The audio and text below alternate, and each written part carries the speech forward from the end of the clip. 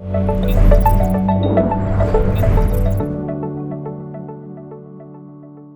അമ്മമാർക്ക് എണീറ്റ് കഴിഞ്ഞാൽ ഏറ്റവും വലിയൊരു ആദ്യമാണ് ഇന്ന് എന്താണ് ബ്രേക്ക്ഫാസ്റ്റ് ഉണ്ടാക്കുക എന്നുള്ളത്. ഓരോ വീട്ടിലും ഓരോ ദിവസം വെവ്വേറെ മെനു ആണ്. ഇന്ന് പുട്ടും കടലക്കറിയാണെന്നുണ്ടെങ്കിൽ നാളെ ഇഡ്ഡലിയും സാമ്പാറുമാണ്, മറ്റന്നാൾ അപ്പവും ചിക്കൻ കറിയാണ്, അല്ലെങ്കിൽ ചില ദിവസങ്ങളിൽ ന്യൂഡിൽസാണ്, ബ്രെഡാണ്, അങ്ങനെ പലതുമായിട്ടാണ് വരുന്നത്. ഏതാണ് ഏറ്റവും നല്ലൊരു ബ്രേക്ക്ഫാസ്റ്റ് ആയിട്ട് സജസ്റ്റ് ചെയ്യുക? ഒരു വീട്ടമ്മ ചോദിക്കേണ്ട ഏറ്റവും നല്ല ചോദ്യം തന്നെയാണ്. രാവിലെ അവരേറ്റവും കൂടുതൽ അല്ലെങ്കിൽ തലേ ദിവസം അവരേറ്റവും കൂടുതൽ അലട്ടുന്ന ചോദ്യം ആയതുകൊണ്ട് വളരെ കൃത്യമായിട്ട് ഉത്തരം പറഞ്ഞുതരാം. എൻ്റെയൊക്കെ ചെറുപ്രായത്തിൽ ഏറ്റവും കൂടുതൽ നല്ലതെന്നും ചീത്തതെന്നും പറഞ്ഞിരുന്ന ഭക്ഷണം പുട്ടും കടലയും അപ്പവും മുട്ടക്കറിയും നല്ലതും, ബ്രെഡും പൊറാട്ടയും ചീത്തതുമായിരുന്നു. ഇന്ന് എൻ്റെ കുട്ടിയായപ്പോൾ അവൾക്ക് രാവിലെ വേണ്ടത് ഒന്നെങ്കിൽ ന്യൂഡിൽസാണ്, അതല്ലെങ്കിൽ സോസ് ചേർത്തിട്ടുള്ള ഭക്ഷണം. അപ്പോൾ ഞാൻ പറയാൻ നിർബന്ധിതനായി, ഈ പൊറാട്ട ഒന്ന് കഴിച്ചു നോക്ക്, അല്ലെങ്കിൽ ഈ ഭൂരി ഒന്ന് കഴിച്ചു നോക്ക് എന്നുള്ളത്. അപ്പോൾ കൃത്യമായിട്ട് പറയുകയാണ് എന്നുണ്ടെങ്കിൽ ട്രഡീഷണൽ ആയിട്ടുള്ള ഭക്ഷണം തന്നെയാണ് ഏറ്റവും ബെസ്റ്റ്. നമ്മുടെ ദോശ സാമ്പാർ അല്ലെങ്കിൽ ഇഡ്ഡലി സാമ്പാർ. ഞാൻ ഏറ്റവും കൂടുതൽ സപ്പോർട്ട് ചെയ്യുന്നത് അപ്പം മുട്ടക്കറിയും. അങ്ങനെ ആകുമ്പോൾ മുട്ടയിൽ ഉള്ളിയുണ്ട്, മുട്ടയിൽ നന്നായിട്ട് എന്തുണ്ട്, പ്രോട്ടീൻ ഉണ്ട്. അതുപോലെ തന്നെ അപ്പം ആകുമ്പോൾ ഇതും കൂടെ ആകുമ്പോൾ ഒരു ബാലൻസ്ഡ് മീൽസായിട്ട് വരും. അതല്ലെങ്കിൽ നമ്മൾക്ക് പുട്ടും കടലയും കഴിക്കാം, കാരണം അത് എണ്ണയിൽ വേവിച്ചതല്ല, ആവിയിൽ വേവിച്ചതാണ്. തേങ്ങയുണ്ട്, അതുപോലെ തന്നെ കാർബുണ്ട്, എനർജി റിലീസാവും, കടലയിൽ പ്രോട്ടീൻ ഉണ്ട്, അതുപോലെ തന്നെ ആവശ്യത്തിന് നമുക്ക് ഫൈബറും കിട്ടും. എന്നാൽ പരമാവധി ഒഴിവാക്കേണ്ട സംഗതിയാണ് പൊറാട്ട എന്നുള്ളതും മൈദ കൊണ്ട് ഉണ്ടാക്കിയിട്ടുള്ള ബ്രെഡ് എന്നുള്ളതും. നമ്മൾ പലപ്പോഴും കരുതിയിട്ടുള്ള ബ്രെഡ് എന്തോ സംഭവമാണ് എന്നുള്ളത്, അത് മൈദ കൊണ്ട് ഉണ്ടാക്കിയതാണ്. പിന്നെ വരുന്ന ഒഴിവാക്കേണ്ട സംഗതിയാണ് എണ്ണയിൽ പൊരിച്ചെടുക്കുന്ന പൂരി പോലെയുള്ള അല്ലെങ്കിൽ കട്ടിപ്പത്തിരി പോലെയുള്ള സാധനങ്ങൾ. പലപ്പോഴും ബർഗർ ഉണ്ടാക്കുന്ന ആ പാട്ടി കൊടുന്ന് വെച്ചിട്ട് അത് രണ്ട് ബ്രെഡിൻ്റെയോ അല്ലെങ്കിൽ ബന്നിൻ്റെയോ ഇടയിൽ വെച്ച് വെക്കുന്ന രീതിയൊക്കെ ഒന്ന് വളരെ വ്യാപകമാണ്. സോസും കൂട്ടിയിട്ട് കഴിക്കുക എന്നുള്ളത് എൻ്റെ കുട്ടിക്ക് അത് കൊടുത്തു കഴിഞ്ഞാൽ വളരെയേറെ ഇഷ്ടമാണ്. ഇതെല്ലാവരും കുട്ടികളുടെ അവസ്ഥയായിരിക്കും. അപ്പോൾ അത്തരത്തിലുള്ള ഭക്ഷണങ്ങൾ, ന്യൂഡിൽസുകൾ, പാക്ക്ഡ് ഫുഡ് പരമാവധി ഒഴിവാക്കിയിട്ട് ട്രഡീഷണൽ ഭക്ഷണങ്ങളാണ് ഏറ്റവും ബാലൻസ്ഡ് ആയിട്ടും ബെസ്റ്റായിട്ടും നമുക്ക് കഴിക്കാൻ പറ്റുന്നത്. ഇതുമായിട്ട് ബന്ധപ്പെട്ട ഒരു കാര്യം കൂടെ ചോദിക്കട്ടെ. പണ്ട് നമ്മൾ ഒരുപാട് ചോറ് കഴിച്ചിരുന്നു, ഒരുപാട് ദോശ, ഇഡ്ഡലി, അങ്ങനെയുള്ള കാര്യങ്ങളൊക്കെ, അരിഭക്ഷണങ്ങൾ നന്നായിട്ട് കഴിച്ചിരുന്നു. പക്ഷെ ആളുകൾക്കൊന്നും ഷുഗർ ഇല്ല.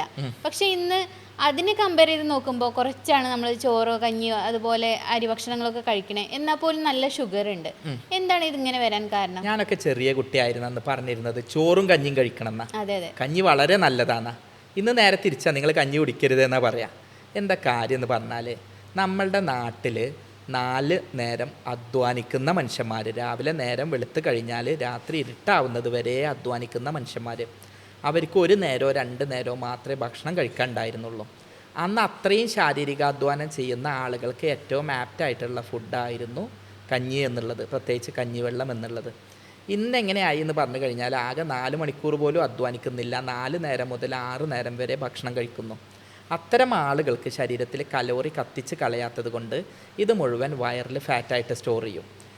നിങ്ങൾ കഴിക്കുന്നത് കാർബോഹൈഡ്രേറ്റ് അല്ലെങ്കിൽ അരിഭക്ഷണം അല്ലെങ്കിൽ കഞ്ഞിവെള്ളം ആണെങ്കിലും അത് വയറ്റിലെത്തിക്കഴിഞ്ഞാൽ അത് കൊഴുപ്പായിട്ട് മാറുകയാണ്. പിന്നീട് അത് ഇൻസുലിൻ റെസിസ്റ്റൻസ് കാരണം ഷുഗറായിട്ട് മാറുന്നുണ്ട്, ഫാറ്റ് ലിവറായിട്ട് കാണുന്നുണ്ട്, അമിതവണ്ണം വരുന്നുണ്ട്, PCOD വരുന്നുണ്ട്, കുട്ടികളാവാതിരിക്കാൻ കാരണമാവുന്നുണ്ട്, മുട്ടുവേദനകൾ വരുന്നുണ്ട്. അപ്പോൾ ചോറ് മോശം ഭക്ഷണമായിട്ടല്ല, ചോറ് കഴിക്കേണ്ട സാഹചര്യത്തിൽ കഴിക്കുകയും വ്യായാമം ചെയ്ത് അതിലെ കലോറികൾ കത്തിച്ച് കളയുകയും ചെയ്യുന്ന ആളുകൾക്ക് ഇന്നും അത് തന്നെയാണ് ബെസ്റ്റ്. എന്നാൽ അങ്ങനെ ചെയ്യാത്ത ആളുകൾക്ക് പരമാവധി ചോറ് ഒഴിവാക്കുക. അതല്ലാത്ത പക്ഷം ചോറ് എടുത്താലാണ് ഇത്തരത്തിൽ ചോറ് കൊളസ്ട്രോൾ ആവുന്നതും ചോറ് ഷുഗർ ആവുന്നതും ചോറ് തടി കൂടുന്നതും. നമ്മുടെ കാർഷിക ജോലികൾക്ക് അനുയോജ്യമായിട്ടുള്ള ഒരു ഭക്ഷണ രീതിയായിരുന്നു അത്. ഇന്നത്തെ സെഡൻഡറി ലൈഫ് അതല്ലെങ്കിൽ നമ്മളെന്താ ചെയ്യുന്നത്? അടങ്ങിയിരിക്കുക, ഫോണിൽ നോക്കിയിരിക്കുക, വണ്ടിയിലിരിക്കുക, ഓഫീസിലിരിക്കുക. അത്തരം ആളുകൾക്ക് ശരീരത്തിൽ നിന്ന് കൊഴുപ്പ് അടിഞ്ഞുകൂടാൻ സാധ്യത ഉള്ളതുകൊണ്ട് ഇത്തരം ഭക്ഷണങ്ങൾ ഒഴിവാക്കിയിട്ട് കൂടുതൽ സലാഡുകൾ, അതല്ലെങ്കിൽ കുക്കുംബർ കൂടുതലായിട്ട്, ഫ്രൂട്ട്സ് കൂടുതലായിട്ട്, നട്ട്സ് കൂടുതലായിട്ട് കഴിക്കുകയാണ് വേണ്ടത്. പഞ്ചസാരയും കാർബോഹൈഡ്രേറ്റ്സും പരമാവധി വർജിക്കുകയാണ് വേണ്ടത്. ഡോക്ടറെ, ഏറ്റവും പ്രധാനപ്പെട്ട ഒരു കാര്യമാണ് നമ്മുടെ രാവിലത്തെ എനർജി വൈകുന്നേരം വരെ നിലനിർത്തുക എന്നുള്ളത്. കാരണം നമ്മൾ മറ്റുള്ളവരുടെ മുൻപിലൊക്കെ പോകുമ്പോൾ ഡള്ളായിട്ട് കാണുമ്പോൾ ഭയങ്കര മോശമല്ലേ അതൊക്കെ? ദിവസം മുഴുവൻ എനർജറ്റിക് ആയിട്ട് നിൽക്കാൻ എന്താ ചെയ്യണ്ടേ? ഇത് എൻ്റെ ഒരു ബ്രദറുണ്ട്, ഞാൻ എപ്പോഴും അവനോട് ചോദിക്കുന്നൊരു ചോദ്യമാണ്. അവൻ 10 മണിക്ക് വീട്ടിലേക്ക് വരുമ്പോഴും കുറച്ച് വിയർത്തിട്ടുണ്ടാവും എന്നുള്ളതേ ഉള്ളൂ. പക്ഷെ അവൻ്റെ മുഖത്ത് എന്തുണ്ടാവില്ല? ക്ഷീണം ആ ക്ഷീണം ഉണ്ടാവില്ല. നമ്മളൊക്കെ നേരെ തിരിച്ച് 11 മണിയാകുമ്പോൾ തന്നെ കോട്ടുവായി ഇടും, ചായ കുറേ എണ്ണം കുടിക്കും, കുറേ നേരം ഒന്ന് നീച്ച് നടക്കും.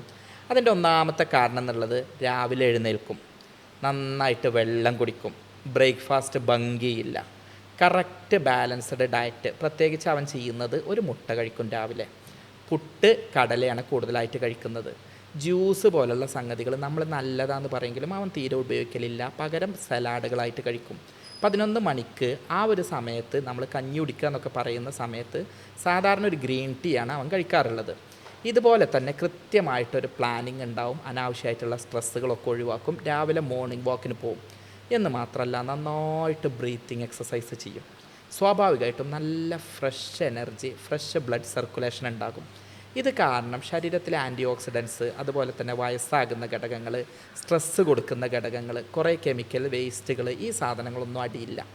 ഇത്തരത്തിൽ ചെയ്ത് കഴിഞ്ഞാൽ ആ ഒരു ഫ്രഷ്നെസ് നമുക്ക് എന്നും നമ്മുടെ മുഖത്തും ശരീരത്തിലും മെയിൻറ്റെയിൻ ചെയ്യാൻ പറ്റും.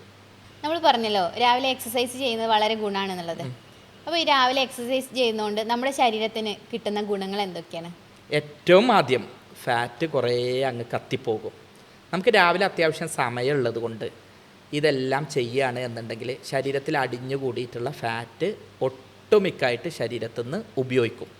അങ്ങനെ ഉപയോഗിക്കുമ്പോൾ ഫാറ്റി ലിവർ പോലുള്ള, കൊളസ്ട്രോൾ പോലുള്ള, യൂറിക് ആസിഡ് പോലുള്ള, BP പോലുള്ള സംഗതികൾ കുറയും. ഹാർട്ട് ഡിസീസസ്, സ്ട്രെസ്സുകൾ, ഇതൊക്കെ ഒഴിവായി കിട്ടും. ശരീരത്തിൽ ഏജിങ് ഫാക്ടേഴ്സ്, വയസ്സാവുന്ന തരത്തിലുള്ള സാധനങ്ങൾ, ശരീരത്തിൽ കുറേ കെമിക്കൽ വേസ്റ്റുകൾ, ആൻറ്റി ഓക്സിഡൻസ് ഉണ്ടാക്കിക്കൊണ്ട് ഇവയൊക്കെ റിമൂവ് ചെയ്യാൻ വളരെയേറെ സഹായിക്കും. ഒപ്പം മൈൻഡ് ഫ്രീ ആയി കിട്ടും, മെമ്മറി പവർ കൂടും, എനർജി കൂടും. സ്ട്രെസ്സ് കുറയുന്ന കാരണത്താൽ തന്നെ ആങ്സൈറ്റി കുറയും, കൺഫ്യൂഷൻ കുറയും, തീരുമാനങ്ങൾ എടുക്കാൻ കഴിയും, ക്വാളിറ്റി ഓഫ് ലൈഫ് ഉണ്ടാകും. ഇത് മാത്രമല്ല രക്തം ശരിക്ക് ഓടുന്നതുകൊണ്ട് നീർക്കെട്ടുണ്ടാവില്ല, വേദനകൾ ഉണ്ടാവില്ല, അമിതമായിട്ട് തടി വരില്ല. നല്ലോണം ഫ്രഷ് എയർ കിട്ടുന്നത് കൊണ്ട് ആസ്മ, അലർജി പോലുള്ള രോഗങ്ങളൊക്കെ ഒഴിവായി കിട്ടും. ഇത്തരത്തിൽ നമുക്കൊരു പൈസയും കൊടുക്കാതെ ഒരുപാട് ആശുപത്രി ചെലവും മരുന്നും ലാഭിക്കാൻ പറ്റുന്ന ഒരു സംഗതിയാണ് രാവിലത്തെ എക്സസൈസ് എന്നുള്ളത്. സർ, എക്സസൈസ് നല്ലതാണെന്ന് പറഞ്ഞല്ലോ, പക്ഷെ പലപ്പോഴും ഞാനൊക്കെ യോഗ ചെയ്ത് കഴിഞ്ഞാൽ ഒരു യോഗ നിദ്രയിലാണ് ആക്കി പോകും. പിന്നീട് യോഗ നിദ്ര കഴിഞ്ഞ് കഴിഞ്ഞാൽ പിന്നെ എനിക്ക് എണീക്കാൻ തോന്നില്ല. അങ്ങനെ ഭയങ്കരമായിട്ട് ബോഡി ടയേർഡ് ആവാറുണ്ട്. അതെന്തുകൊണ്ടാണ്? ഇത് 2 ആസ്പെക്റ്റിൽ പറഞ്ഞുതരാം. ഒന്ന് യോഗയുടെ ഗുണം കൊണ്ടാണ്. ഇന്ന് മനുഷ്യന് ഒരുപാട് രോഗങ്ങൾ പൈസ കൊടുത്തിട്ട് മരുന്ന് വാങ്ങിയിട്ട് ഉറക്കം പിടിച്ച് വരുത്തുകയാണ്, അല്ലാതെ ഉറക്കം കിട്ടുന്നില്ല. ഇവന് ഒരുപാട് സൗഭാഗ്യങ്ങളുണ്ടാവും, വലിയ വീടായിരിക്കും, നല്ല മെത്തയായിരിക്കും, എല്ലാ സന്തോഷങ്ങളും ഉണ്ടാകും. സ്ട്രെസ്സ് കാരണം ഉറക്കം കിട്ടുന്നില്ല. ഈ യോഗ ചെയ്യുമ്പോൾ മൈൻഡിലുള്ള പ്രശ്നങ്ങളൊക്കെ അങ്ങ് പോവുകയാണ്. അപ്പോൾ സ്വാഭാവികമായിട്ടും മനുഷ്യൻ ഉറങ്ങിപ്പോവുകയാണ്. ഇനി രണ്ടാമത് എക്സസൈസിൻ്റെ ആസ്പെക്റ്റിലേക്ക് വരികയാണെങ്കിൽ, ഒന്ന് ശരീരത്തിലുള്ള കലോറി കത്തിപ്പോകുമ്പോൾ ഒരു ക്ഷീണം ഉണ്ടാകും, ഒരു പരിധിവരെ നല്ലതാണ്. എന്നാൽ അതൊരു റേഞ്ച് കഴിയുമ്പോൾ നമുക്ക് അപകടം ചെയ്യുകയാണ്. ഷുഗർ കുറയാൻ സാധ്യതയുണ്ട്, നിർജ്ജലീകരണം അല്ലെങ്കിൽ ഡീഹൈഡ്രേഷൻ ഉണ്ടാവാനുള്ള സാധ്യതയുണ്ട്, അമിതമായിട്ട് മസിലുകൾ ഫെറ്റീഗായിട്ട് ക്ഷീണം വന്നിട്ട് പ്രശ്നങ്ങൾ ഉണ്ടാവാൻ സാധ്യതയുണ്ട്, BP ഒന്നാകെ കൂടിയിട്ട് പ്രശ്നങ്ങൾ ഉണ്ടാവാൻ സാധ്യതയുണ്ട്, ഇലക്ട്രോലൈറ്റുകൾ, സോഡിയം, ഷുഗർ, ഇതൊക്കെ കുറഞ്ഞിട്ട് പ്രശ്നങ്ങൾ ഉണ്ടാവാൻ സാധ്യതയുണ്ട്. അപ്പോൾ സ്വാഭാവികമായിട്ടും എക്സസൈസ് ചെയ്യുമ്പോൾ നമ്മൾ ഇത്ര മിനിറ്റ് ചെയ്യുക എന്നുള്ളതിനപ്പുറം മെല്ലെ മെല്ലെ എക്സസൈസ് ചെയ്ത് അത് കൂട്ടിക്കൊണ്ടുവന്ന് വാം അപ്പ് ആക്കിയതിന് ശേഷം പിന്നെ വാം ഡൗൺ ചെയ്തിട്ട് വരുന്ന രീതി നമ്മളുടെ ആരോഗ്യത്തിനും നമ്മളുടെ പ്രായത്തിനും നമ്മളുടെ എക്സസൈസ് മുൻപ് ചെയ്തിട്ടുള്ള എക്സ്പീരിയൻസിനും അനുസരിച്ച് വേണം എക്സസൈസ് ചെയ്യാൻ. പിന്നെ പലരും ബ്രീത്തിങ്ങിൻ്റെ കാര്യങ്ങൾ ശ്രദ്ധിക്കാതെയാണ് എക്സസൈസ് ചെയ്യാറുള്ളത്. ഇതും ഇതിനൊരു ഘടകമാണല്ലേ? തീർച്ചയായും. എപ്പോഴും അധികമായാൽ അമൃതവും വിഷമാണ്. നമ്മൾ ശരീരത്തിൽ നിന്ന് എനർജി കത്തിച്ച് കളയുന്നു, എന്നാൽ ആവശ്യത്തിന് ഓക്സിജൻ ശരീരത്തിലേക്ക് കൊടുക്കാതെ ഉണ്ടാവുമ്പോൾ ഷോക്ക് പോലെയുള്ള രോഗങ്ങൾ, അല്ലെങ്കിൽ ഡീഹൈഡ്രേഷൻ പോലെയുള്ള രോഗങ്ങൾ, ഡിസ്നിയ പോലെയുള്ള പ്രയാസങ്ങൾ ഉണ്ടാകും. ഇതെന്താ കാരണം എന്ന് പറഞ്ഞു കഴിഞ്ഞാൽ അമിതമായിട്ടുള്ളത് ഒഴിവാക്കുന്നതോടൊപ്പം തന്നെ അത് കത്തിക്കുന്നതിന് ആവശ്യമായിട്ടുള്ള എനർജി ബോഡിയിൽ ബാലൻസ് ഉണ്ട് എന്ന് ഉറപ്പുവരുത്തണം. അതില്ലാതെയാവുമ്പോഴാണ് ഇങ്ങനെ വരുന്നത്. പിന്നെ ചിലർ ജിമ്മിലൊക്കെ ചെയ്യുന്ന ഒരു തെറ്റായ രീതിയുണ്ട്. വേറൊന്നുമല്ല, പ്രോട്ടീൻ പൗഡർ അമിതമായിട്ട് ഉപയോഗിക്കും. ഇതൊക്കെ പ്രോട്ടീൻ പൗഡറിലൂടെ അല്ല കിട്ടേണ്ടത്. നമ്മൾ നല്ല മുട്ടയുടെ വെള്ള കഴിക്കുക, കടല കഴിക്കുക, സോയ കഴിക്കുക, ഇത്തരം സംഗതികളിലൂടെ നമുക്ക് പ്രോട്ടീൻ കിട്ടുന്നതും നമ്മൾ പ്രോട്ടീൻ പൗഡർ വാങ്ങിയിട്ട് കഴിച്ചിട്ട് ക്രിയാറ്റിനായി മാറുന്നതും ഒക്കെ തമ്മിൽ നല്ല വ്യത്യാസം ഉള്ളതുകൊണ്ട് ഞാൻ എന്താ പറഞ്ഞാൽ പ്രോട്ടീൻ പൗഡർ ആണെങ്കിലും പ്രോട്ടീൻ ആണെങ്കിലും ബാലൻസ്ഡ് ഡയറ്റ് ആണെങ്കിലും എക്സസൈസ് ആണെങ്കിലും അമിതമാവരുത്, അമിതമായാൽ അമൃതം വിഷം എന്നെപ്പോഴും മനസ്സിലാക്കി വെക്കുക. ഒരു നല്ല ബ്രേക്ക്ഫാസ്റ്റിൽ നമ്മൾ ഉൾപ്പെടുത്തേണ്ടതായിട്ടുള്ള ഭക്ഷണങ്ങൾ എന്തൊക്കെയാണ്? ആദ്യം പറഞ്ഞു തരാം. എല്ലാവരും കാർബോഹൈഡ്രേറ്റ് എന്ന് പറയുമ്പോൾ അതിനെ എതിർക്കുന്ന ആളുകളാണ്. വേണ്ട, ആവശ്യത്തിന് കാർബോഹൈഡ്രേറ്റ് നമ്മുടെ ശരീരത്തിന് കിട്ടണം, എനർജി പെട്ടെന്ന് റിലീസ് ചെയ്യാൻ. രണ്ടാമത്തേത് പ്രോട്ടീൻ നിർബന്ധമായും വേണം. അതുപോലെ തന്നെ നല്ല ഫാറ്റുകൾ വേണം. അതുപോലെ തന്നെ ഫൈബർ ധാരാളം വേണം. അപ്പോൾ അത് കിട്ടാൻ വേണ്ടിയിട്ട് ഞാൻ എപ്പോഴും പറയുന്നത് എന്താ അറിയോ, നമ്മൾ പുട്ട് കഴിക്കുക, അതിൻ്റെ കൂടെ മുട്ടക്കറിയോ കടലയോ കഴിക്കുക. ഈ മുട്ടയുടെ വെള്ളയിൽ എന്തുണ്ട്? നന്നായിട്ട് പ്രോട്ടീൻ ഉണ്ട്. കടയിലും ഉണ്ട്. അതുപോലെ തന്നെ വെജിറ്റബിൾസ്, സാലഡ്സ് അതിൽ ഉൾപ്പെടുത്തുകയാണ് എന്നുണ്ടെങ്കിൽ, സാമ്പാറൊക്കെ ഉപയോഗിക്കുമ്പോൾ നന്നായിട്ട് ഫൈബർ നമുക്ക് കിട്ടും. ഇനി ഫ്രൂട്ട്സ് ഉപയോഗിക്കുകയാണെങ്കിൽ അതിൽ നമുക്ക് വൈറ്റമിൻസും കിട്ടും. പിന്നെ നമ്മൾ ചെയ്യാറുള്ള ഒരു സംഗതി, ജ്യൂസ് ആക്കിയിട്ട് ഫ്രൂട്ട്സ് കുടിക്കും. അങ്ങനെ ചെയ്യരുത്. ഫ്രൂട്ട്സ് കടിച്ച് ചവച്ചിട്ട് സാലഡ് ഭക്ഷണത്തിൻ്റെ ഒപ്പം ആക്കിയിട്ട് ചെയ്യാം. നമ്മൾ ചെയ്യാത്തൊരു സംഗതി ഉണ്ട്, ചെയ്താൽ വളരെയേറെ നല്ലതാണ്. ഈ പ്രോബയോട്ടിക് ആയിട്ടുള്ള തൈര്, ഇത് നമ്മൾ ഉപയോഗിക്കുമ്പോൾ ദഹനം ശരിയാവാനും എനർജി ശരിയായ രൂപത്തിൽ റിലീസാവാനും കെട്ടിക്കിടക്കാതിരിക്കാനും വയറ് ഗട്ട് ശുദ്ധീകരിക്കാനും വളരെ നല്ലതാണ്. നമുക്കത് ഉപയോഗിക്കാൻ പറ്റുമെങ്കിൽ അത് ഭക്ഷണത്തിൽ പുതുതായി വരുത്തുന്ന ഒരു നല്ല ശീലമായിരിക്കും.